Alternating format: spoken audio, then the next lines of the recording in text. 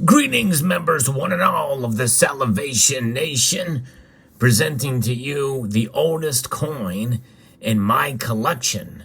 In fact, this was recently acquired, and it is indeed the famous tetradrachm, the Athena Owl.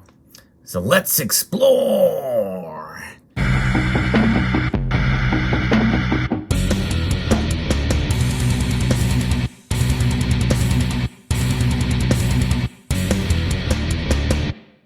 Very excited to add this coin to my collection. This is now the oldest in my collection. A thing of history, a thing of beauty for sure, and the inspiration for coin design that spreads all the way up to 1905 with the vision of Theodore Roosevelt for what led to the high relief gold double eagle, the St. Gaudens design. Never fully realized for circulation, but ancient Greek coins, such as what you're looking at here, was the inspiration. And here is the reverse as we take a gander at that, as I talk to you a little bit about this coin and the design behind it and what it means. This was quite an interesting piece here, as each one are different because of the technologies of the day. These were literally hand-stamped, and of course, before we get into the actual coin itself, there were two different types of these particular pieces, but coins of that day were struck, and the designs chosen to really mean something based off of Athens, which was a center piece of culture at that time and civilization. In fact, is a foundation for a democratic type of republics that made its way through the Roman Empire and then Western civilization in general, from the British Empire to the United States of America. So this has deep roots and deep meaning for sure. Athens was chosen as the patron god of Athens at that time, and she provided essentially an olive branch. You've heard the term, I extend an olive branch, and that's what you can see on the reverse of this piece here. But let's talk a little bit about the obverse first. This is Athens herself, the Athena, the goddess, and we can see that she has a classical Greek Attic helmet there, and it is adorned with three olive branches. Again, this is what is shown there. It's kind of hard to see here because this is an extremely fine example. Would be graded XF, I guess you would say, if it were to be graded, which means that it did circulate some, which I think adds to the cool factor of this coin. You can also see an indentation there, which I understand that is believed to be in trade around this, as this coin spread was heavily used as far away from Sicily all the way to India. So think of that like as a chop mark, and typically that's where they put those. But indeed, there she is wearing that helmet, and there's olive branches. And then we can see as well on the reverse here, we have the owl itself, which is a very important animal in the culture. And then we can see, again, a spring of olives, the olive there. And then you see the alpha, theta, and epsilon, which is translated to Athenian, or of the Athenians. So that is what that means. And this coin is remarkable. There are two different types. This is the earliest known type, and it was minted somewhere within the range of 454 to 404 BC.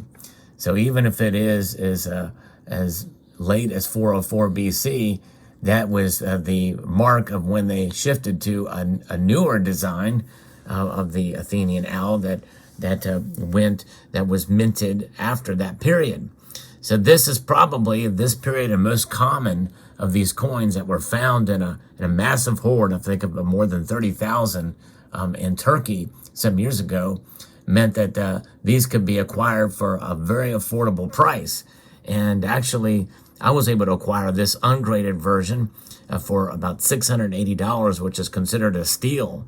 But my immediate questions were, is this genuine? because many of these were officially counterfeited as well as illegally counterfeited as well. And the best way to tell for the modern counterfeits is a casting line that you would see on the edge, which I've seen some of those before, and you can see here this does not have that. This particular piece weighs 17.2 grams or 0.55 ounces, and it does have a high purity of silver, which was typical, consistent, and typical during that time, although I can't make out exactly how much over 90% it is, but I want to say it's somewhere around 90% silver that this is. But it is a beautiful rendition here. These have different ways of grading, and typically the higher pieces are uncirculated, and they have good surface features. It's a different grading system for these kind of coins than you would see for modern coins, as one can expect.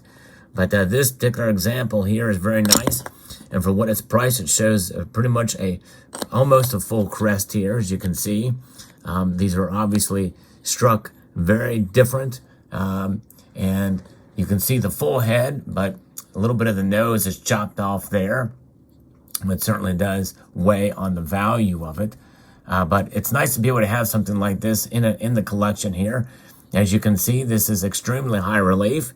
Obviously, it doesn't have high rims to match, but typically the way people used coins back then, it really didn't matter. They could do the high relief to really bring out and pop out those designs. Fascinating that this was hand stamped by an ancient dude way back when, and that is remarkable. So I'm going to actually lay it down here so you can really see the depth and the thickness, because it is a thick piece, but you can see how inconsistent it is throughout. But amazing to add this piece to the collection. And there's that Athenian owl with the big bug eyes. Fascinating indeed. And there's the spring of olive there, and the alpha, and then the theta epsilon of the Athenians. So yes, indeed. Really clear strike and fascinating. And this piece indeed did circulate. Where I sourced this from, again, I had it on a layaway for a while at one of the local coin shops that I frequent. He knew the dealer from where he purchased this, and can vouch for its authenticity. And that would be one of the major concerns. It does weigh outright, and it tests, as far as I can see, as high-grade silver, although with my precious metals verifier, it's very difficult to really get an accurate reading because of the deep surfaces here. These were known to have these bleed outs. I guess that's the early version of finning that could occur at the time. And if you find one with those large rim indentations around all four sides, you're doing good, because it has a nice even strike. This one is missing one side and partial the other. But again, you can tell where and how it was stamped. With the handle and the hammer side, with the hammer side being on the owl, on the reverse there, it looks to be. But nonetheless, there may be some other little facts that I'm missing with this piece, but I wanted to show this to you. I believe that if you are a collector, or even just someone who has an interest in precious metals, I think it's a good idea to have one of these, because this is kind of really where it all began on a mass scale. We've had the Lydian coins that were minted just about 300 years before this, around 700 BC. But these really developed and widespread from the Greeks. These ancient Greek coins are something else, and so it's just something to see that this is kind of where it began. Silver's use as money, as noted here with this piece, just absolutely amazing. And this should give you the utmost confidence that stacking silver is a good thing and has been done since ancient times. This coin was touched by my hands today, and it was touched by the Greeks, or somewhere in India, or somewhere along that empire back there in that period. So fascinating indeed. I find this kind of thing in history amazing, and this is a piece that I will certainly prize and hold. I just don't know how to store it, because I have it in a flip right now, but really, is there a capsule that fits it? I don't know. It's too thick. I'll find some way. I'd probably likely just keep it in its flip and put it in a coin book somewhere, store it in a cool, dry place, which is what you should do. But one thing you'll notice that this does not have, that the modern coins tend to be played with, and that's the dreaded milk spots. Yes, indeed. So these ancient coins, likely the milk has rotted by now, spoiled, and that's all right. But yes, they didn't have detergents back in the day to create those, so it's just the silver itself with nice high relief. Beautiful indeed. Let's take a look at this, the obverse again here with Athena, and you can really see that indentation there, but wonderfully done. Just an absolute amazing piece to have in the collection. Let me know what your thoughts are in the comment section below. Do you have any of these? Maybe you know some other facts about this coin that I didn't share.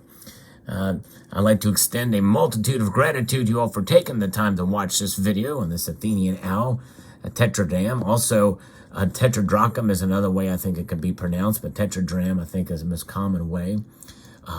So I'd like to extend a multitude of gratitude to you all for taking the time to watch, and to encourage you to please rate, share, comment, and subscribe.